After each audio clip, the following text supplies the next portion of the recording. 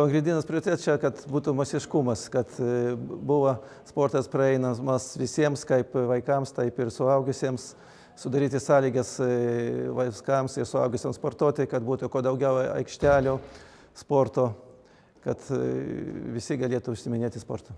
Rezultatai gana neblogi, kadangi pas mus yra savo rajonas prioritetinės sporto šakos, tokie kaip stalo tenisas, rankinis, tinklinis, tai turim rankinių komandą pirmoje lygiai užėmė antrąją vietą, turime labai geras pasiekimas stalo teniso varžybose, mūsų tas geriausias sportininkas Martin Frizel yra pagal reitingą, nors dabar dar jaunas 5. vietą Republikoje užima, irgi yra Lietuvos čempionas tarp suaugusiųjų. Tai komandos dalyvauja respublikinėse varžybose mūsų ir krepšinių komandos, ir tinklinių komandos, futbolo komandos. Geri pasiekimai parodė ir Kyokushin karate atstovai, kurie irgi laimėjo europinius ir tarptautinės varžybos įvairius. Šitie rodikliai ir rodo, koks yra mūsų sportas rajono, koks yra efektyvumas. Šitie vaikai užima prizinės vietas respublikinėse varžybose, komandas irgi sėkmingai dalyvauja respublikinėse varžybose ir kad yra masiškumas, vis daugiau vaikų yra įtraukinėjama į sportą, lanko įvairias treniruotės ir taip toliau. Tokių specialių uždavinių pas mus nėra, mes nestengiamės, kad pas mus būtų kokia profesionali komanda. Mūsų pagrindinis tikslas, kad mūsų rajono sportininkai kuo daugiau užsiiminėtų sporto, atstovautų rajono republikinėse varžybose, bet ne profesionaliam tokiam lygyje, o mėgėjiškiam ir kad kuo daugiau žmonių sportuotų. Linkiu visiems sportininkams sėkmės. Aišku, kiekvienas sportininkas nori nugalėti, bet jeigu nepavyks, čia ne pagrindinis, aišku, tikslas nugalėti, bet reikia daugiau užsispyrimų, darbas, užsiiminėjimas sportu ir viskas bus tvarkoj.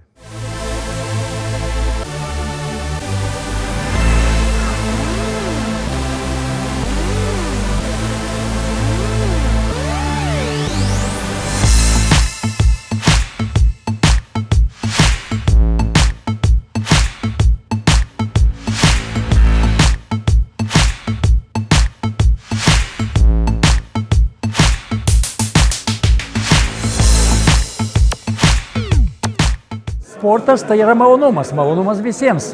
Aš sportavau visą gyvenimą ir dabar sportuoju. Dėl to ir palaikau visus sportininkus, absoliučiai visus. Dažniausiai kažkaip taip susiklostė, kad draugaujam su rankininkais.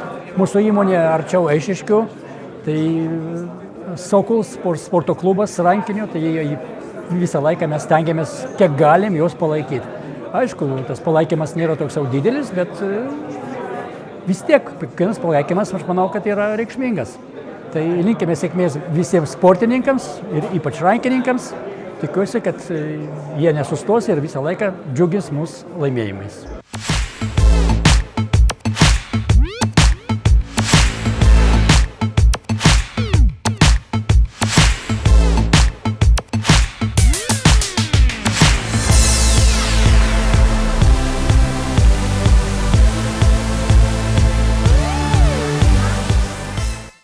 Sportas mano gyvenime yra, kaip sakoma, pagrindas beveik, nes nuo vaikystės buvau sportininkas, esu buvęs profesionalus sportininkas, dabar gyvenime liko tik tai pasirinkimas, kad į savaitę 3 arba 2 kartus gaunasi pasportuoti.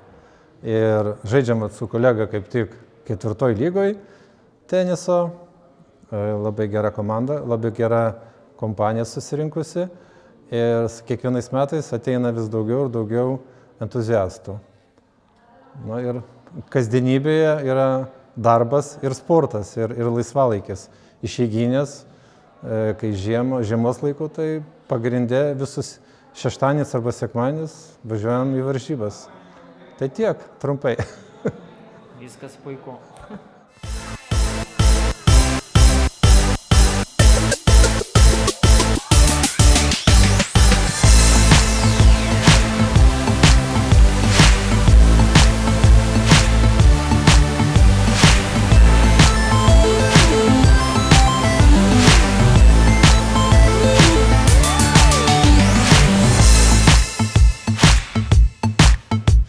Mes čia esame tam, kad parodyti, kad rajone yra geri futbolininkai ir gera auganti karta.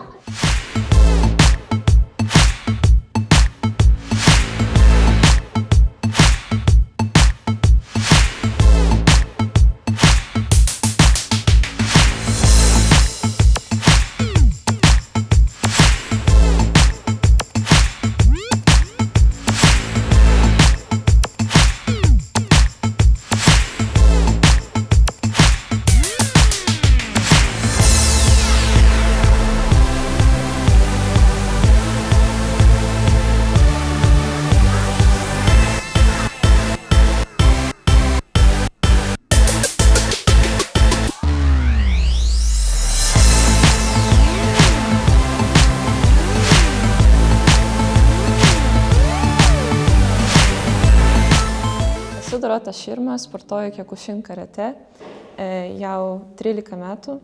Tai yra didžioji mano gyvenimo dalis ir labai mėgaujuosi to, ką darau, nes tai tiesiog prideda daugiau prasmės ir džiaugsmo kiekvienoj dienoj ir tiesiog gyvenime. Tai sportas yra daugiau negu tiesiog fizinė veikla. O būtent kai sportuoji profesionaliai, turi savo tam tikrų tikslų, nori jų pasiekti ir tiesiog užgrūdini save kaip žmogų, tai prideda tau daug pasitikėjimo ir nori tobulėti kiekvieną dieną, nori būti geresnė versija savęs. Ir netgi kai kartais neišeina pasiekti to tikslo arba ne taip, kaip norėtųsi, tai vis tiek tu gauni kažkokią pamoką ir eini toliau. Tai mano, pasakyčiau, svarbiausias tikslas tai niekada nesustoti, nes visi sunkumai padaro mus stipresnius ir kaip aš sakiau, tai kažko pamokina.